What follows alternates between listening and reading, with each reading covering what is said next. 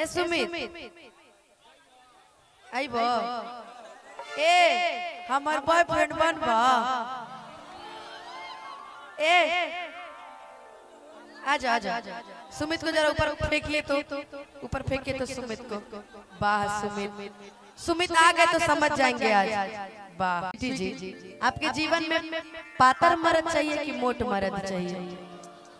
पूछ लेते हैं इनसे पातर मोट हर चीज का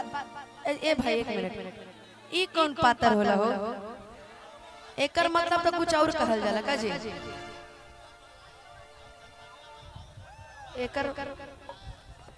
कौन पातर मरद चाहिए कोनो मरद पसंद बा हैं अरे अरे अरे रुको रुको रुको रुको मर्दे रुको रुको का नाम है तोहार अरे नामुआ बताओ ना मर्दे इधर सुनिए सुमित अच्छा सुमित नाम है ए सुमित जी के तनी हां ये पातर और मोट कहतनी अब पातर मिले चाहे मोट मिले अब खरबूजा चाकू पे गिरे चाहे चाकू खरबूजा पे गिरे कोटी तो खरबूजे में ये मुझे समझ में नहीं आया क्योंकि मैं तो भी पर्सनालिटी की बात कर रही थी आप कहीं और ही घुसड़ गए छोड़िए जाने दीजिए नहीं मैं क्या नाम है आपका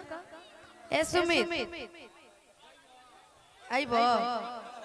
ए हमार बॉयफ्रेंड बन बा ए आजा आजा सुमित को जरा ऊपर फेंकिए तो ऊपर फेंकिए तो सुमित को वाह सुमित सुमित आ गए तो समझ जाएंगे आज वाह जानती हैं पातर पिया का क्या मतलब होता है हम बताएं कि पातर पिया में बाटे नरजी रामा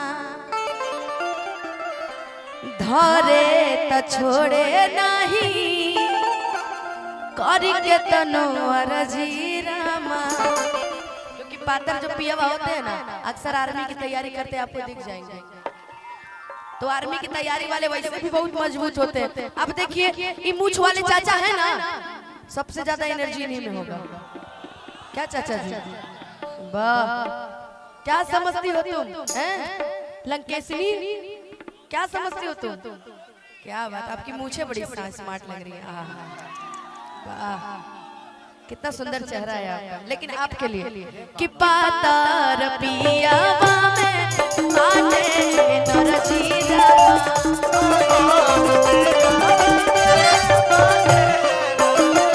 भरे त छोड़े नहीं करी के कनो अरजीरा ओ आजा बचन बड़ी तंग करला कि पिया धरेला तजिया डरेला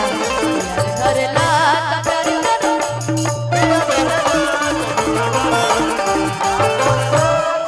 पिया धरेला तजिया डरेला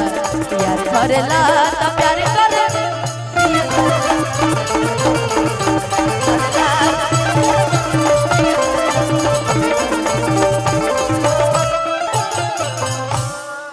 कि पिया धरेला